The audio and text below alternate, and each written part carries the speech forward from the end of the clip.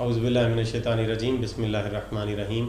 अस्सलाम वालेकुम नाज़रीन, मैं हूं Ali Rizwan, international yoga coach और आयुर्वेदिस्ट, और आप देख रहे हैं हमारा यूट्यूब चैनल लाइफ हीलिंग। नाज़रीन, बीमारियां क्यों पैदा होती हैं, बीमारियां क्यों लंबे अरसे का रोग बन जाती हैं, या बीमारियां क्यों लाइलाज हो जाती हैं, या बीमारियों का इलाज किस तरह से करना चाहिए। अगर आप ये सारी चीज़ें जानना चाहते हैं तो आप इस वीडियो पर रुकिए, और अगर आपके पास वक्त नहीं है तो आप वीडियो को स्किप कर सकते हैं, दूसरी कोई और वीडियो देख सकते हैं। थोड़ा सा वक्त इस पर आप निकालेंगे तो आप आज अपनी ज़िंदगी को तब्दील कर लेंगे इंशाअल्लाह अज़ीज़। नाज़रीन देखें, इंसानी वजूद 3 चीज़ों से मुरक्कब है। उसमें जिस्म है, जहन है और रूह है। ये तीनों चीज़ें इंटरलिंक हैं आपस में और इंटरडिपेंडेंट भी हैं। इंटरलिंक का मतलब क्या है कि एक दूसरे के साथ जुड़ी हुई हैं, यानी ये सारी मिल के काम करती हैं और एक दूसरे पर इन्हिसार भी करती हैं। यानी जिस्म जो है ये अपने आप को कायम रखने के लिए जहन और रूह का मोहताज है। इसी तरह से रूह जो है इस दुनिया में काम करने के लिए जिस्म और जहन की मोहताज है, और हमारा जहन भी अपने काम करने के लिए रूह और जिस्म का मोहताज है। ये तीनों चीज़ें एक दूसरे के साथ जुड़ी हुई हैं। अब होता क्या है कि इनमें से अगर किसी एक को कोई फ़ायदा होता है तो बाकी 2 के ऊपर भी उस फ़ायदे का असर पड़ता है, और अगर इनमें से किसी एक का नुकसान होता है या किसी एक को कोई मसला पैदा होता है तो उस मसले से बाकी 2 चीज़ें भी मुतासिर होती हैं। कभी ऐसा नहीं होता कि जिस्म पर मसला पैदा हो और जहन उससे असर ना ले और रूह पर उसका असर ना पड़े, और ये भी कभी नहीं हुआ कि रूह पर कोई मसला पैदा हो तो जहन और जिस्म उससे मुतासिर ना हो, या ऐसा भी कभी नहीं हो सकता कि जहन पर अगर कोई मसला पैदा हो तो जिस्म और रूह से मुतासिर ना हो। ये तीनों चीज़ें एक दूसरे के साथ इंटरलिंक और इंटरडिपेंडेंट हैं और एक दूसरे पर इन्हिसार करती हैं और एक दूसरे से मुतासिर होती हैं, एक दूसरे को मुतासिर करती हैं। लिहाजा ये बात जहन में रखें कि जब कभी कोई जिस्म को बीमारी लगेगी तो जिस्म तो उससे बीमार होगा, लेकिन जहन और रूह पर भी उसका असर पड़ेगा।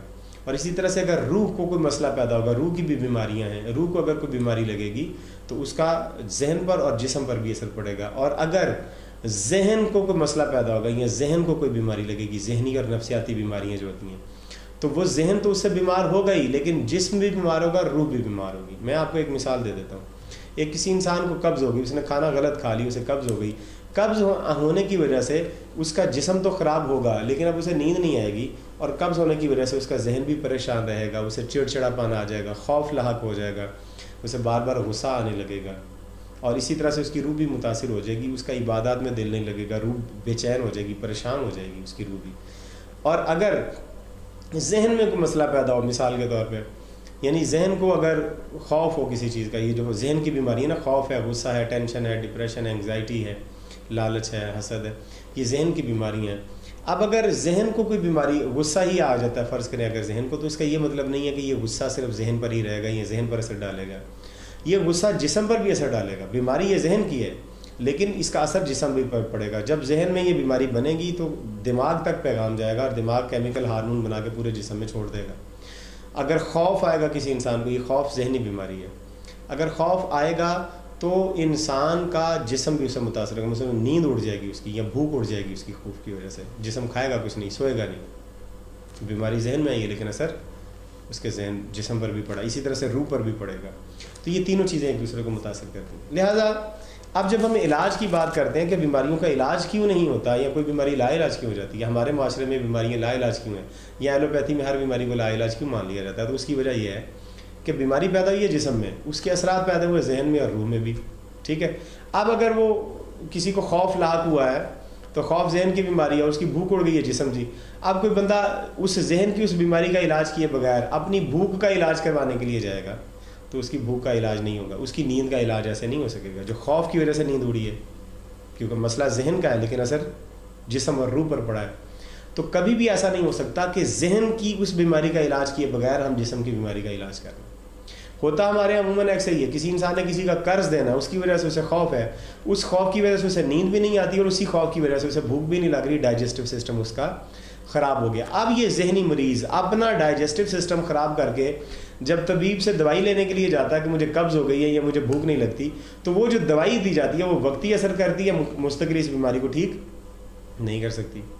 फिर ये बीमारी इसी तरह से आहिस्ता आहिस्ता बनते बनते और अगली बीमारियों को जन्म देती है और ख़तरनाक बीमारियां पैदा हो जाती हैं।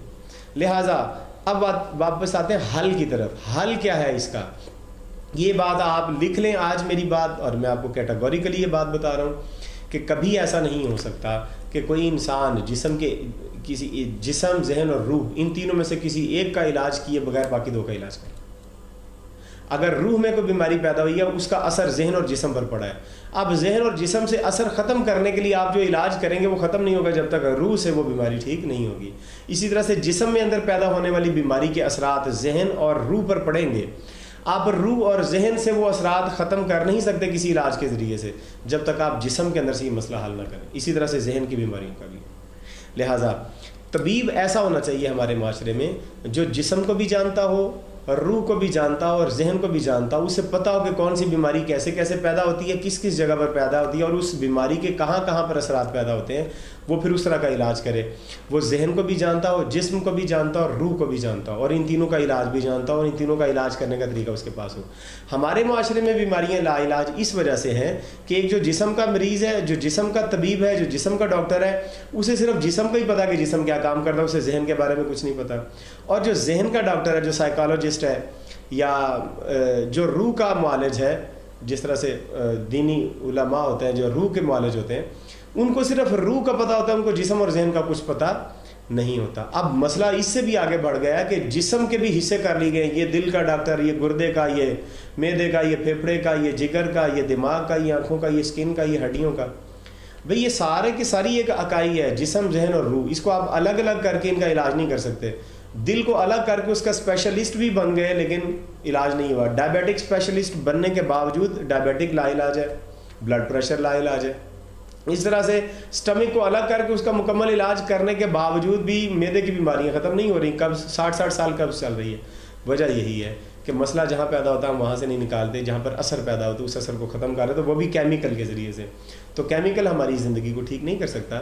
اس کے لیے آیوروید ہی ایک بہترین طریقہ علاج ہے جس میں جسم ذہن اور روح تینوں طرح کا علاج کیا جاتا ہے اور بیماریوں کا خاتمہ کیا جاتا ہے۔ امید کرتا ہوں کہ آپ میری اس مشکل گفتگو کو سمجھ گئے ہوں گے۔ میں کسی اور ویڈیو میں بھی انشاءاللہ العزیز اس موضوع کو اور تھوڑا سا کھول دوں گا اور واضح کر کے آپ کو بتا دوں گا کہ کبھی بھی آپ ان چھوٹی چھوٹی گولیوں سے اور کیپسولز وغیرہ سے اپنی جسم کے اور ذہن کے اور روح کے ان مسائل کا علاج نہیں کر سکتے جب تک جسم ذہن اور روح تینوں کا طبیب آپ کے مسئلے کا حل سمجھ کے اس کا علاج کر کے مسئلے کو ختم نہ کر دے۔ کوئی انجیکشن، کوئی ڈرپ، کوئی بھی سرجری آپ کے مسئلے کو حل ایسے نہیں کر سکے گی۔ امید کرتا ہوں کہ آپ کو ویڈیو پسند آئی ہے اور آپ نے ویڈیو کو لائک کیا اور شیئر کر دیں، ہمارے چینل کو سبسکرائب کر کے بیل کا آئیکن بھی دبا دیں تاکہ آنے والے وقتوں میں تمام ویڈیوز کا نوٹیفیکیشن آپ کو ملتا رہے۔ اور اگلی ویڈیو تک ہمیں اجازت دیجیے۔ خدا حافظ۔